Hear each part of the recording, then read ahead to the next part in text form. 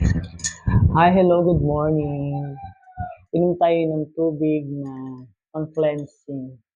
Ano 'to, konting asin, then konting asukal, yung konting-konti lang talaga tapos iinumin mo lang siya. Ano 'to, maligamgam na tubig.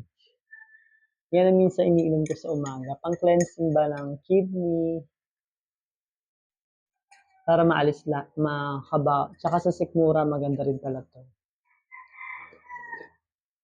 Makabawas siya ng acid. Then welcome pala rito sa aking ginagawa, Aurora from Valenzuela. Ito yung pipino. Ano ba ang pipino? 'Di ba ang pipino maganda yan sa kidney, yan. Panlaban sa diabetes, isa rin yun. Ano pa? Nakakapagpanatili ng kalusugan ng balat. Okay. So maganda talaga ang pipino. Masarap din 'to pagka may paminta, then suka ba. Yan talaga yung pinaka-combination niya.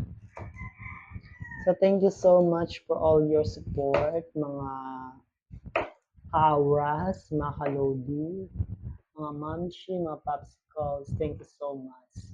So this is my videos for today's. Then inom muna tayo ng water. Mamaya na ako magko-copy dun sa factory or sa work. So thank you so much. Hanggang dito na lang. Aurora says, good morning and bye-bye. Take care. Happy weekend. Bye-bye.